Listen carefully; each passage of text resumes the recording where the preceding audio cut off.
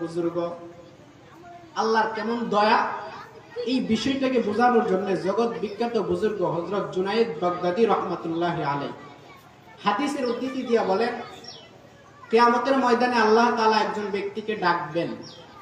ডাকার পর আল্লাহ ফেরেশতাদেরকে বলবেন, এই ফেরেশতারা আমার এই বান্দার আমলনামাগুলো ওজন দাও। যখন আমলনামা ওজন দেওয়া হবে, হাদিসের মধ্যে আছে যার নেক আমলের ওজনটা ভারী হবে সে জান্নাতি, আর যার বদ আমলের ওজনটা ভারী হবে সে জাহান্নামী হয়ে যাবে। তো আল্লাহ তাআলা বলবেন তার আমলনামা ওজন দাও।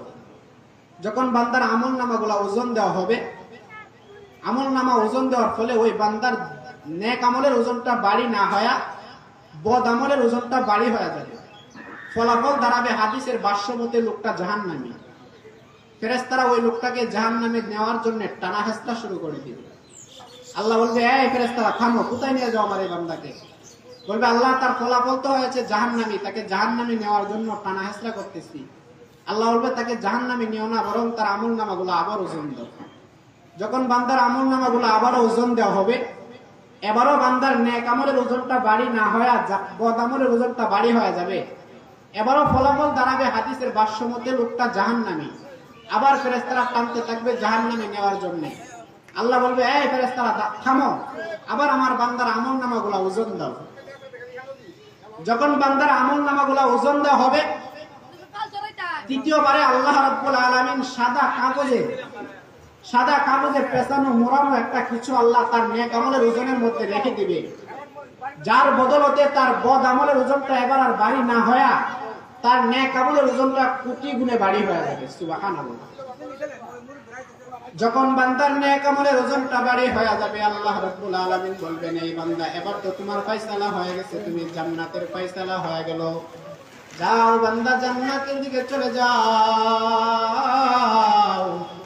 যখন আল্লাহ তাআলা বলবেন জান্নাতের দিকে একটা চলে যেতে বলবেন, বান্দা জান্নাতের দিকে একটা দৌড় মারবে, কিন্তু জান্নাতে প্রবেশ করার পূর্বে আবার তার আপন স্থানে এসে দাঁড়ায় যাবে। দাঁড়ায় ডাক দিয়ে বলবেন, মালিক,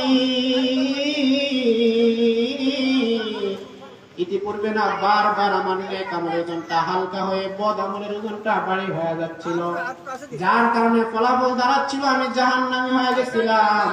কিন্তু এখন আপনি আমার নেক আমলের ওজনটার মধ্যে সাদা কাগজে পেছানো কি যেন একটা রেখে দিলেন, যার বিনিময়ে আমার বদ আমলের ওজনটা ভারী না হয় আর নেক আমলের ওজনটা ভারী হয়ে গেছে।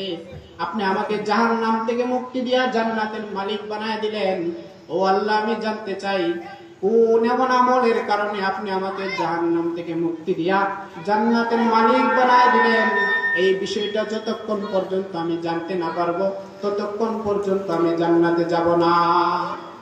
আল্লাহ বলবেন, ঠিক আছে গোলাম, ভালো করে শোনো। তুমি যখন দুনিয়ার জমিনে বসবাস করতে, দুনিয়ার জমিনে চলাফেরা করতে গিয়া তুমি খবর পাইছো তোমার একজন মুসলমান ভাই দুনিয়া থেকে বিদায় হয়ে গেছে।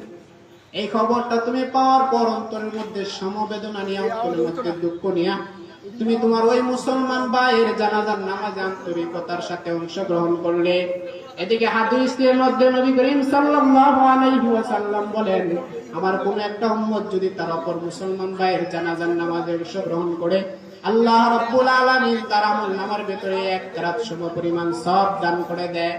আল্লাহ বলবেন, এই গোলাম, তুমি যে তোমার মুসলমান ভাইয়ের জানাজার নামাজে আন্তরিকতার সাথে অংশগ্রহণ করেছিলে, তোমার এই আমলটার বিনিময়ে, আমলটাকে ওসিলা করিয়া আমি আল্লাহ রাব্বুল আলামিন তোমার নেক আমলের ওজনটার মধ্যে এক কেরাত সমপরিমাণ সওয়াব দান করে দিলাম।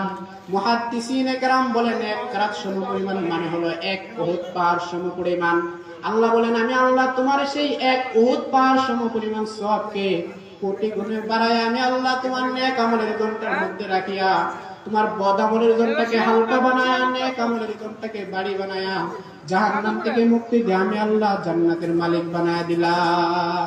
अल्लाह के जो हाल तेरे इश्क के गर हो, अल्लाह के जो हाल तेरे इश्क के गर हो, दाईमी रहमत के तेरे उस पे नजर हो, दाईमी रहमत के तेरे उस पे नजर हो। मादरते जहाँ गैरे खुदा यार नदारे, मा दर्द जहाँ गैरे खुदा यार नदारे जुज याद खुदा ही चे दिगर कार नदारे जुज याद खुदा ही चे दिगर कार नदारे